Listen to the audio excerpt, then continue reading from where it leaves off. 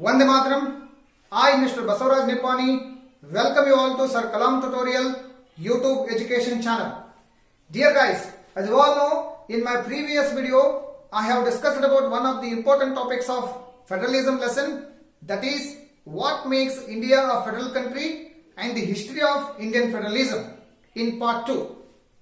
Today let us begin part 3, in which we are going to discuss about one more important topic of this lesson, that is how federalism is practiced.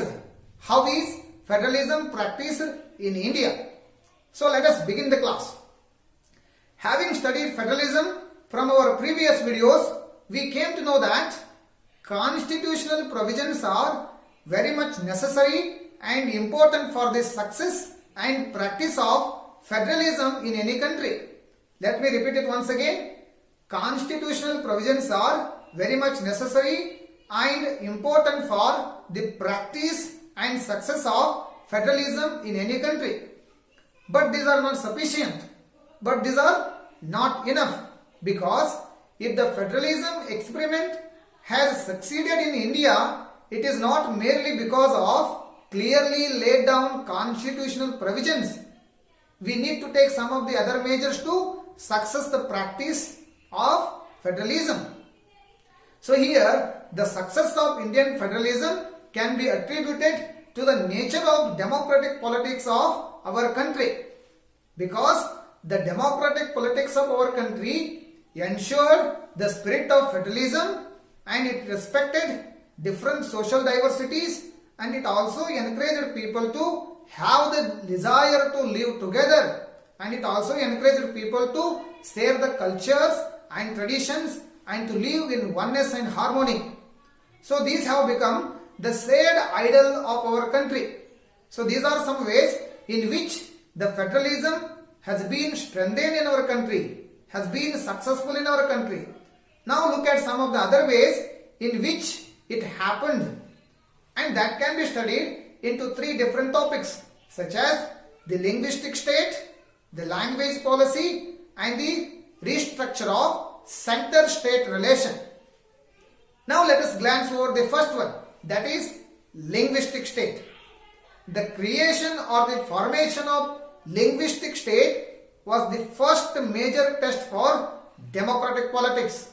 The formation or the creation of linguistic state was the first major challenge for democratic politics, or it was the first major test for the democratic politics of India.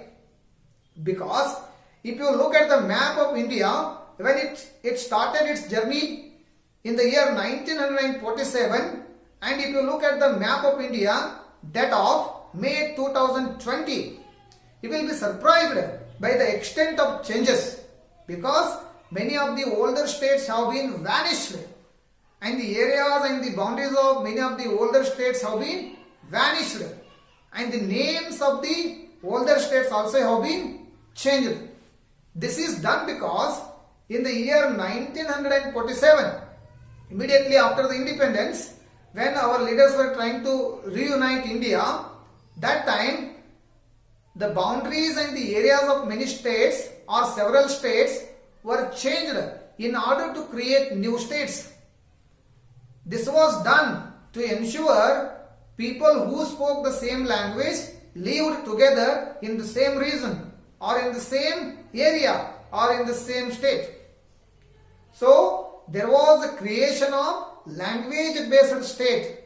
There was the idea of creating language-based states, because there lived different kinds of people in our country during 1947 who spoke same languages.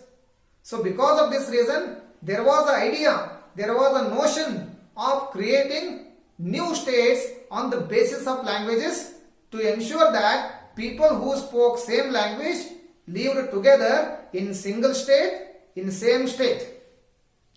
And many other states were created not on the basis of language, but on the basis of geography, culture, ethnicity, and traditions. Such as, here you can see the examples of some of the states which are created on the basis of geography, ethnicity, and culture are Jharkhand, Nagaland and Uttarakhand. And all the remaining states which we can see today are formed on the basis of languages. So this is what we see in first point, that is linguistic states. And when there was demand for language based states, some of the national leaders of our country were feared. They were scared because they thought that this would lead to disintegration of the country. So for some years, for some time, the constitution of our country did not allow some of the leaders and the political leaders of our country to form states on the basis of languages. But later on, because of the claims and demands of some people, the constitution allowed leaders and political parties to form states based on languages. And the experiment has shown us the creation of language based states and the creation states based on ethnicity, culture and tradition really helped the administration of our country. It really helped the people to unite, and it really made the administration more easier. Instead of disintegrating the country, the creation of language based state and the creation of traditional and cultural based state have really helped the administration to work properly. They have really helped to reunite our country, to see the unity and harmony in the country. So this is all about the first topic, that is linguistic state. Now let us glance over the second one, that is language policy.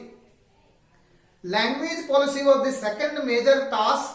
It was the second major test for the leaders of our country, and it was the second major test for the democratic politics of our country, because the Indian Constitution did not give national status for any languages in our country.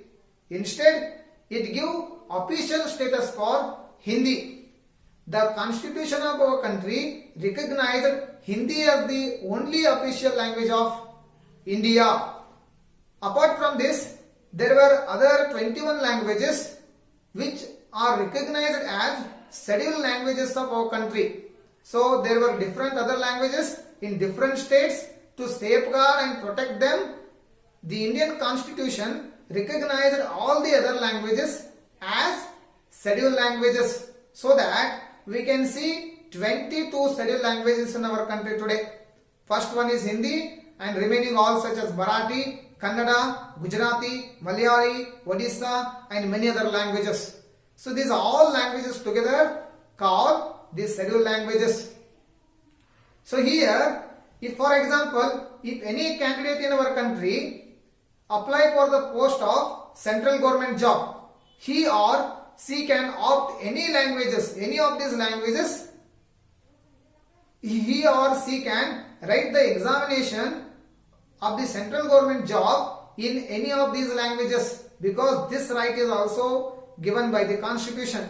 This provision is also given by the Indian Constitution. This shows that the Indian Constitution showed more flexibility in recognizing all the languages as equal to each and every single language.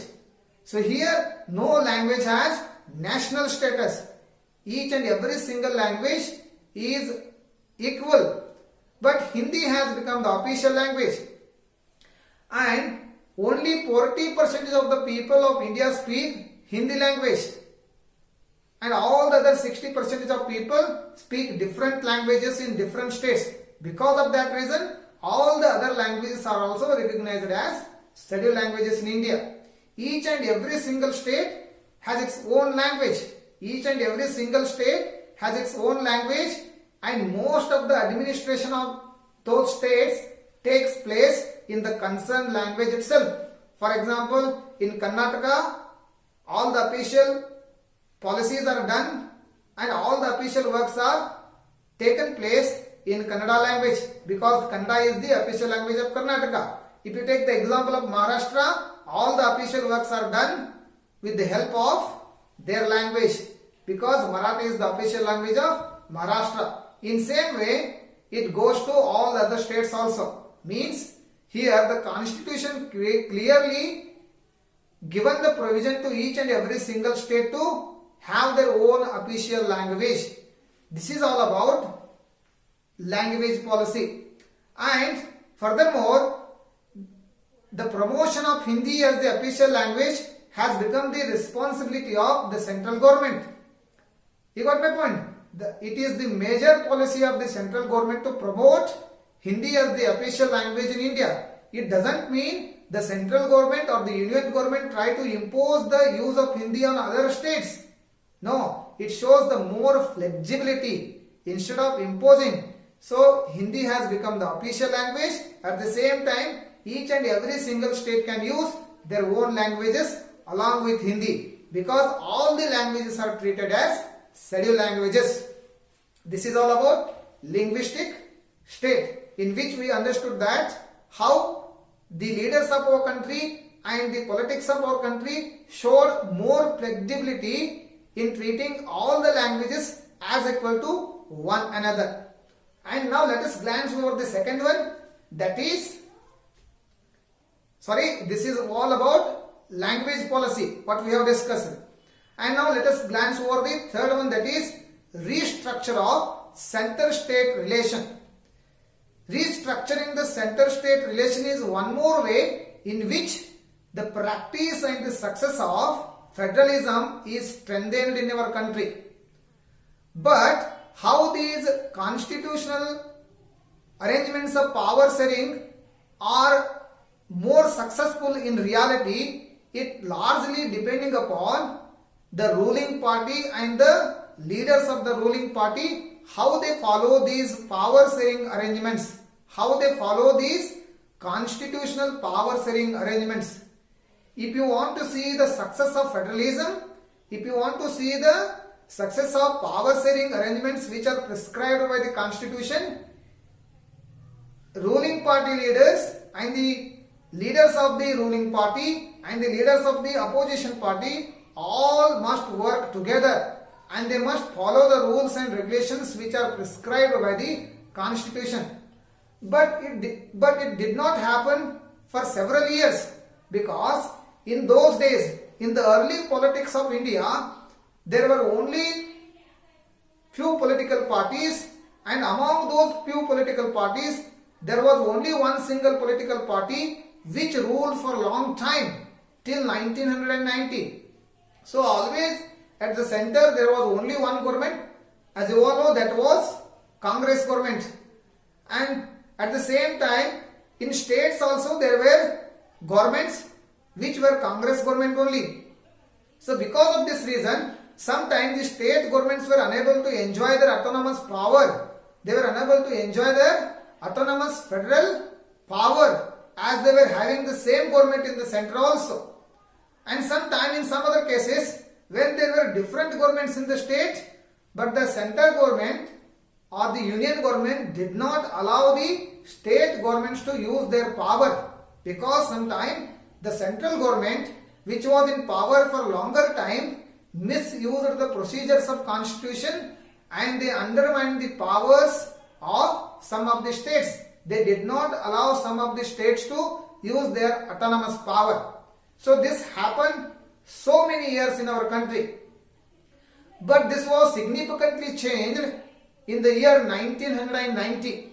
This was significantly changed in the year 1990, because this is one of the important year in which our country saw the emergence of regional parties, the establishment or the launch of several regional parties in different states.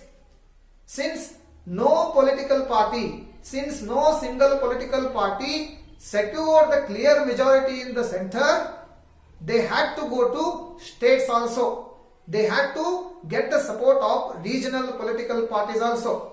Because of this reason, 1990 was also the year of the rise of coalition government. Since 1990, there was only one government which was called Congress government. Every time Congress government was able to secure the majority, clear majority in the center. But in the year 1990 and after 1990, several regional political parties emerged in different kinds of states, which led to the rise of coalition governments since no single party cleared the majority at the center. So this was the rise of coalition government. More about coalition government we can study in other lesson, that is political parties. So when some of the major political parties or the national political parties to form the government at the center, they had to seek the help of regional parties in the states. So this led to new culture in India and new political parties emerged in India. With this, there was a new culture developed in our country to share different powers to states also. Means each and every single state also was able to get its power and was able to enjoy its own power as autonomous federal state.